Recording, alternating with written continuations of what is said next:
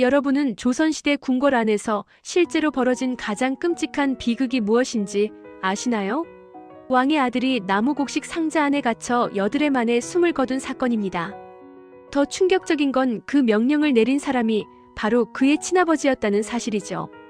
역사책에는 차갑고 간략하게 기록되어 있지만 그 현장에서 모든 것을 목격했던 한 여인이 있었습니다. 그녀는 수십 년이 지난 뒤 떨리는 손으로 붓을 들어 진실을 기록했습니다. 오늘 우리가 함께 들여다볼 이야기는 바로 그 여인 해경궁 홍씨가 남긴 한 중록입니다. 지금부터 조선 왕실이 절대 말하고 싶지 않았던, 하지만 반드시 알아야 할 진실을 천천히 풀어보겠습니다. 안녕하세요, 여러분. 오늘은 조선시대 가장 비극적인 사건의 중심에 섰던 해경궁 홍씨의 이야기를 준비했습니다. 편안하게 앉으셔서 들어주시면 감사하겠습니다. 홍씨가 처음 궁궐 대문을 넘던 날을 상상해 보십시오. 그녀는 아직 어린 소녀에 불과했습니다. 약혼이 무엇을 의미하는지, 왕세자빈이 된다는 것이 어떤 삶인지 제대로 알지도 못했죠. 그녀의 눈에 비친 궁궐은 마치 동화 속 세상 같았을 것입니다.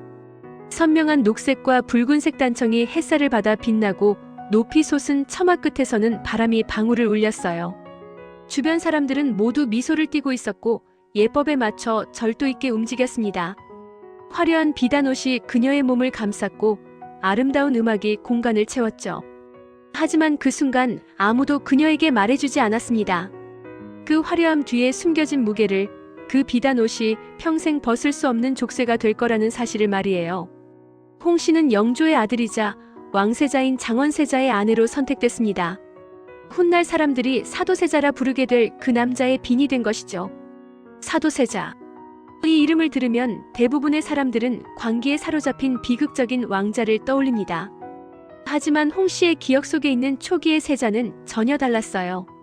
그는 온화하고 밝은 미소를 가진 청년이었습니다. 화를 당길 때는 힘차게 웃었고 책을 읽을 때는 깊이 사색에 잠겼으며 음악을 사랑했고 사람들과 어울리기를 좋아했죠. 무엇보다 그는 아버지 영조의 인정을 받고 싶어하는 평범한 아들이었습니다. 세자와 영조의 관계는 처음부터 복잡하게 꼬여 있었던 건 아니었어요. 초반에는 그저 평범한 아버지와 아들의 관계였습니다. 동시에 왕과 왕위 계승자라는 특수한 위치이긴 했지만 그래도 기본적으로는 혈육이었죠. 문제는 영조가 아버지로 머물 수 있는 시간이 점점 줄어들었다는 점입니다. 영조는 조선이라는 나라의 개혁과 질서 유지를 자신의 생명처럼 소중하게 여겼습니다. 나라를 제대로 다스려야 한다는 강박 같은 책임감이 그를 지배했죠. 그 엄격한 기준은 왕세자인 아들에게는 더욱 가혹하게 적용됐습니다. 세자가 작은 실수를 해도 크게 질책했고 때로는 신하들이 모인 자리에서 공개적으로 창피를 주기도 했어요. 세자는 처음에는 그런 아버지의 엄함을 사랑의 다른 표현이라고 믿고 싶었습니다. 하지만 시간이 흐르면서 그것은 점점 깊은 공포로 변해갔죠. 홍씨가 바라본 사도세자는 깊은 상처를 안고 있는 아들이었습니다. 그는 끊임없이 아버지에게 다가가려 했고 아버지로부터 단 한 번이라도 칭찬을 듣고 싶어 했어요. 그런데 영조는 다른 두려움을 품고 있었습니다. 젊고 혈기왕성한 세자가 언젠가 자신의 뜻과 전혀 다른 방향으로 나라를 이끌지도 모른다는 불안감이었죠. 그 불안이 아들을 향한 아버지의 마음을 조금씩 왜곡시켰습니다. 궁궐의 분위기는 서서히 변하기 시작했습니다. 세자는 자신이 아무리 열심히 노력해도 아버지의 인정을 받을 수 없다는 사실을 깨달았어요. 그리고 점점 자기 자신을 무기력하게 만드는 어두운 감정의 늪에 빠져들었습니다. 그 감정은 불안으로 시작해서 점차 분노로 변해갔죠. 사도세자는 밤이 되면 궁궐을 배회하기 시작했습니다. 제대로 옷도 입지 않은 채 중얼거리며 걸어다니기도 했어요. 말을 제대로 잇지 못하고 혼잣말을 하는 날도 많아졌죠. 궁궐 사람들은 점점 그를 두려워하기 시작했습니다. 그리고 바로 그 옆에는 한 여인, 세자빈 홍씨가 서 있었어요. 그녀는 남편을 진심으로 이해하고 싶었습니다. 그의 이상 행동 뒤에 숨어있는 아버지의 사랑을 갈구하는 어린 소년의 모습을 보았으니까요. 하지만 궁궐이라는 공간에서 세자빈이 할 수 있는 일은 거의 없었습니다. 왕의 명령은 절대적이었고 그 누구도 감히 거스를 수 없었어요.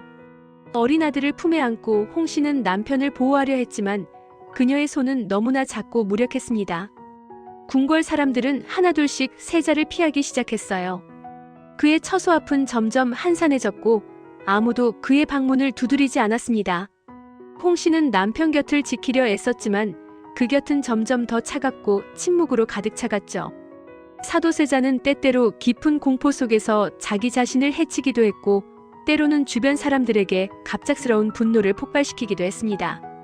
그가 깨어있는 시간도 잠들어 있는 시간도 평온함과는 거리가 멀었어요. 어느새 세자에 대한 불길한 소문들이 궁궐 곳곳에 퍼지기 시작했습니다. 그리고 그 소문은 결국 영조의 귀에까지 닿았죠. 왕은 마침내 결단을 내렸습니다. 그 결단은 아버지로서 내린 것이 아니라 조선의 왕으로서 내린 냉혹한 선택이었어요.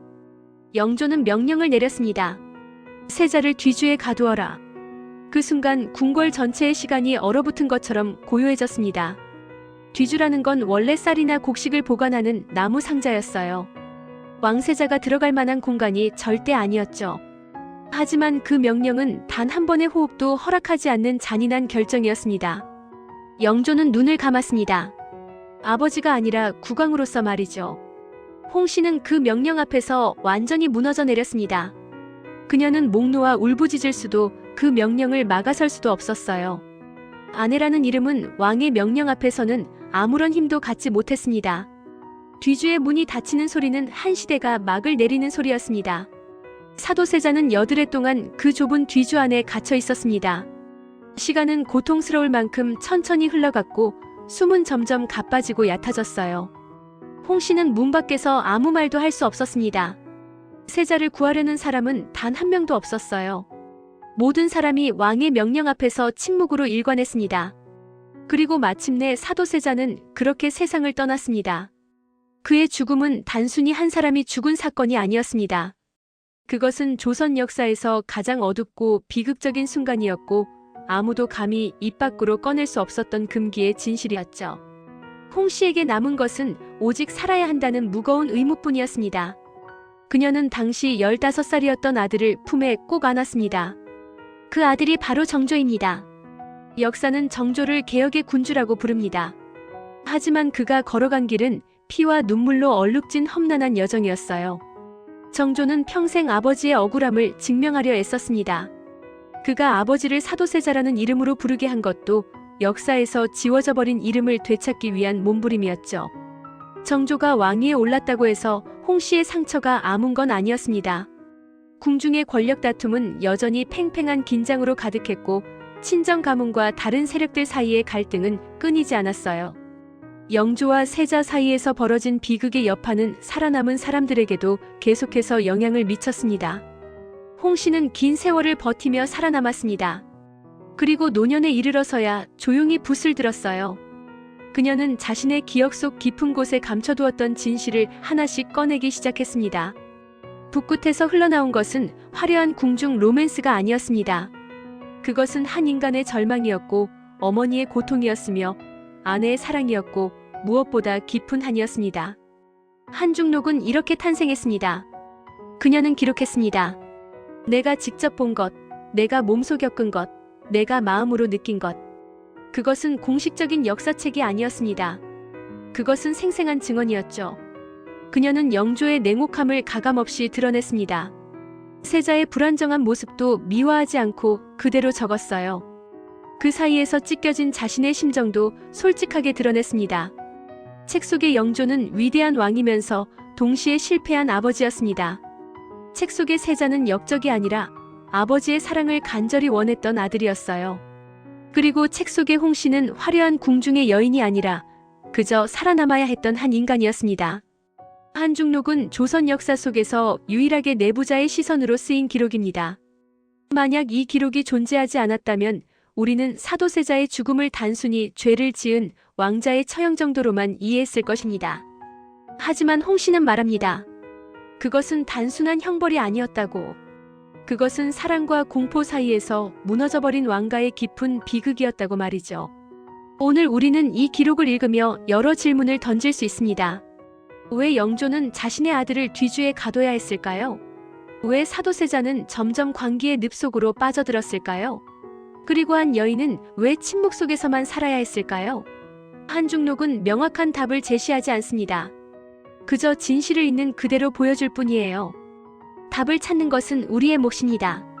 홍 씨는 생의 마지막 순간까지도 남편을 이해하고 싶어 했습니다. 그녀는 아들의 미래를 위해 자신의 슬픔과 고통을 깊이 숨겼어요. 그리고 오직 종이 위에서만 진실을 드러낼 수 있었습니다. 그 종이 위에 적힌 글자 하나하나가 그녀의 한숨이고 눈물입니다. 오늘날에도 궁궐은 여전히 화려하게 기억됩니다. 하지만 그 눈부신 빛의 그림자 속에는 말하지 못한 진실이 있고 누구에게도 보이지 않았던 고통이 있으면 한 여인이 남긴 기록이 있습니다. 그것이 바로 한중록입니다. 조선이 숨기고 싶었던 비극의 기록이자 한 여인의 한을 담아낸 가장 솔직한 이야기입니다. 긴 이야기 들어주셔서 진심으로 감사드립니다. 해경궁 홍 씨의 삶과 한중록에 대해 여러분은 어떻게 생각하시나요? 댓글로 의견을 나눠주시면 감사하겠습니다. 다음에는 또 다른 역사 속 인물의 이야기로 찾아뵙겠습니다. 건강하시고 행복하세요. 감사합니다.